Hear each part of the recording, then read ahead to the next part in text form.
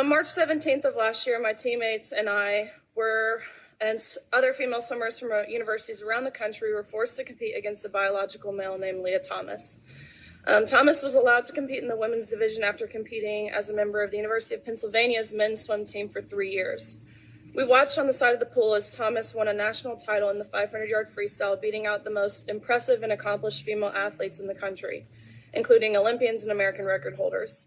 Whereas just the year before, Thomas at best was ranking in the 400s in the men's category. The next day, Thomas and I raced in the 200 freestyle, which ended up in a tie.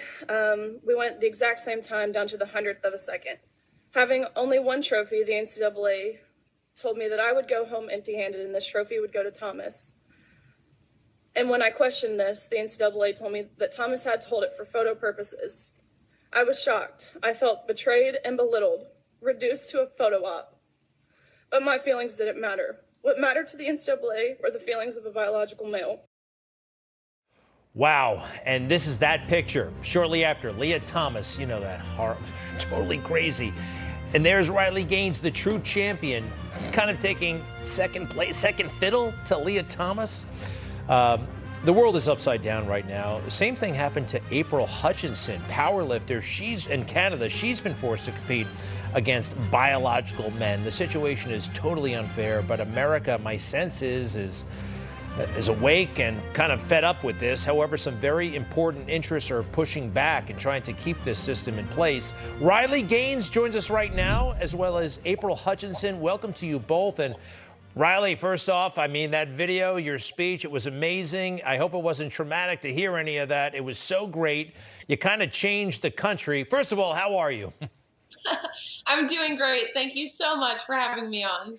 You bet. And thank you as well, April. Listen, tell us a little bit about this campaign. You're trying to call out prominent athletes and get them to do the right thing about this issue, this matter. I am. Up until recently, I had empathy for these women.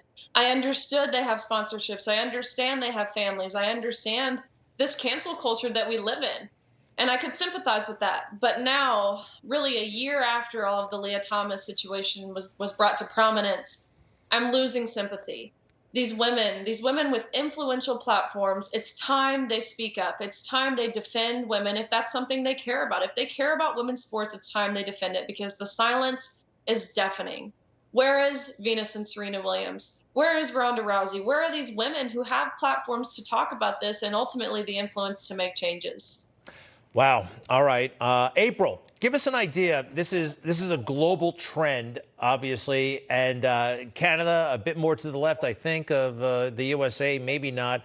Give us a sense of what's happening up there and your story, if you don't mind. Well, thank you very much for having me. Actually, I might add here that the U.S. is the only network, or Newsmax has been the only network that has actually listened to me. Canada will not even touch the topic. So I have not once been on Canadian TV talking about this subject. So if you thought it was bad in the USA, in Canada here, my federation basically just 2 weeks ago created an inclusion policy to allow transgender athletes to compete, biological men, to compete with the women. We don't even have to show proof. We can just roll up, identify as what we want, no proof provided, and just lift. We saw this happen 2 months ago when a big burly man named Avi Silverberg went in, identified as a female, and took the female bench record. That's how easy it is here in Canada. It's degrading. It's insulting. We may have to take legal action at this point. We're still kind of figuring that out, but it was definitely a slap in the face for them to create an inclusion policy to make sure trans athletes are felt welcome and that their feelings are not hurt, or not hurt, basically, right? So it's wild, and thank you for mentioning Newsmax. I think it's kind of crazy that Canadian media wouldn't. This is important stuff.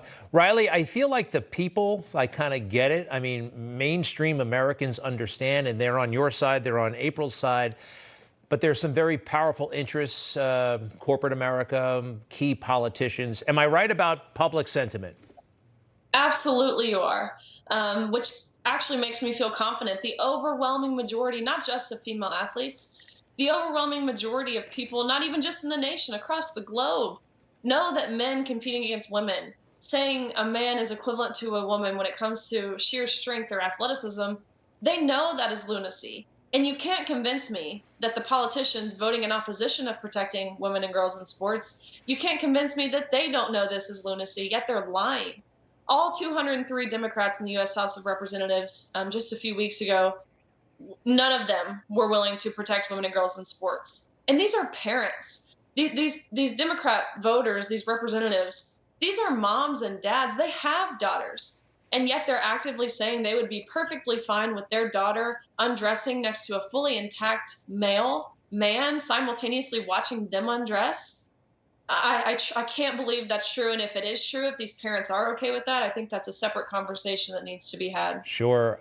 By the way, Brittany Griner, internationally famous now, female basketball player. She was held captive in Russia for a while. Now she's back, and she's on the other side of this.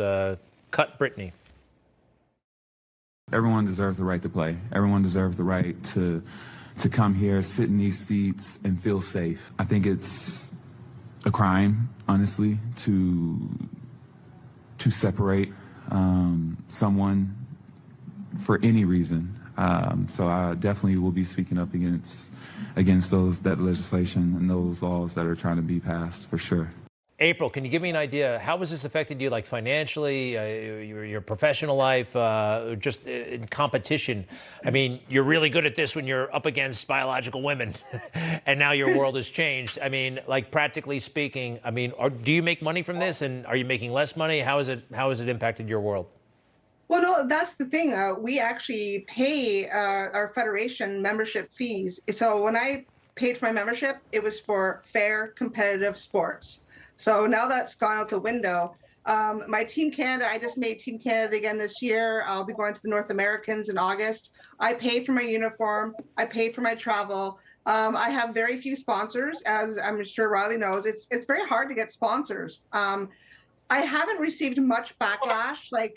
It hasn't really affected me financially, but it has affected me mentally for sure. I've lost a lot of sleep, and obviously that affects my training as well. So.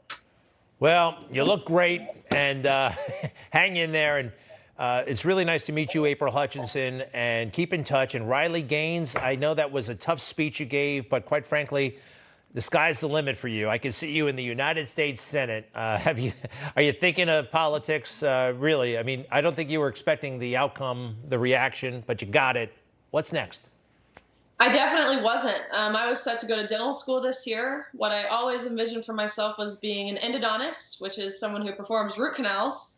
And I'm clearly not doing that. So I was totally thrust into this position. I feel entirely unequipped for everything that I'm doing, but I understand what's at stake if someone doesn't fight for this. Someone like April, someone like myself, someone like the few female athletes who are willing to stand up and fight for this and really stand for the truth, because that's what this is. We're not willing to lie anymore. I wish you both a lot of success. You know, I just thought I'm reminded that I have a 1-year-old daughter and a 3-year-old daughter. So counting on both of you to keep this fight up, and whatever I can do, I'm available. Riley Gaines and April Hutchinson, thank you so much. To be continued. Thank you, Greg. You bet. Thank you. Thank you. We'll be right back.